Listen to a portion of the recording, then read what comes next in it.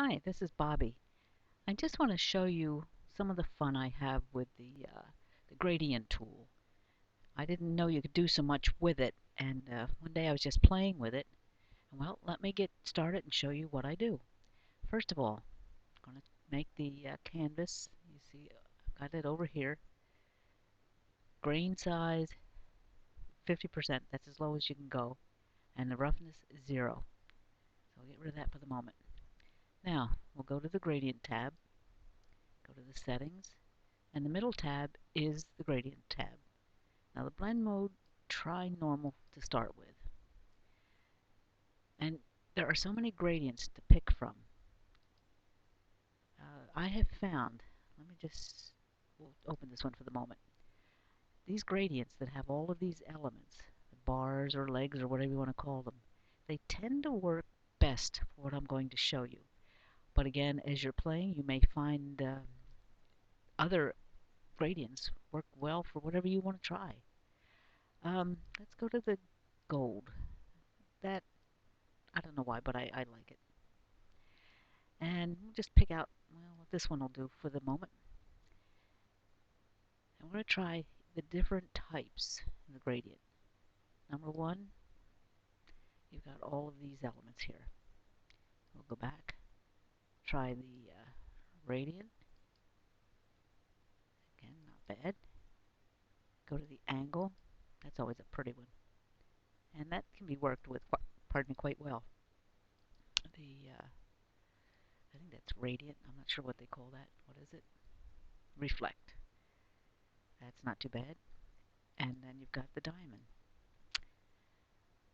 Sometimes the diamond I've been finding works best. It's kind of neat. And let me show you with the gradient, with the blend mode. Now, try just for the fun at hard light. Pick a spot, and it starts to make a different pattern. We'll go back. We'll try pin light, and again, more pattern. You could click several places on that canvas, and it's going to change it. Let's see. We'll go to, sometimes difference is an interesting thing.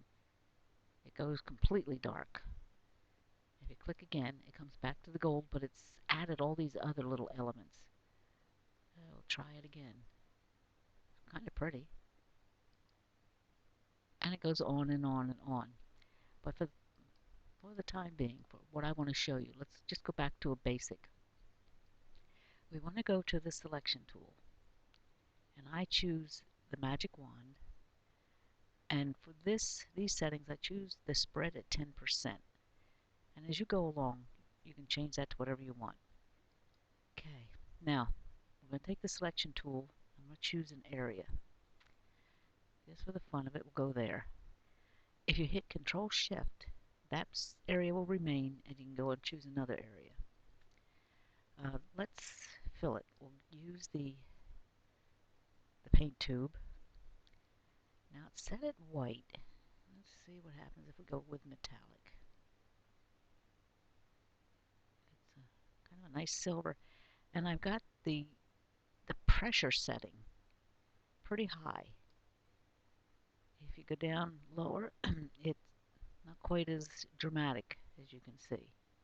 But for the time being, let's stick with the pressure. You can flatten that out if you want. Use the palette knife. And I like the preset of instant blur. You just run it over it and you start getting this kind of gorgeous metallic look.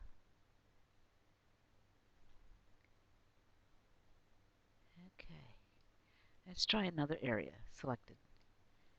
Control D will get rid of that selection. And well, let's try the center here. Again, Control Shift, if you hold it and then click again, it enlarges the area.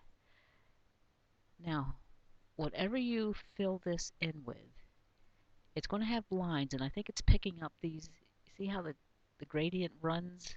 You got darkness here, lightness here, different uh, different versions.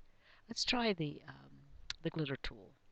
I'm going to use the ball pattern, and we'll try the gold. I've got to set it metallic and start filling in the area. And it will only fill in the area that has been selected.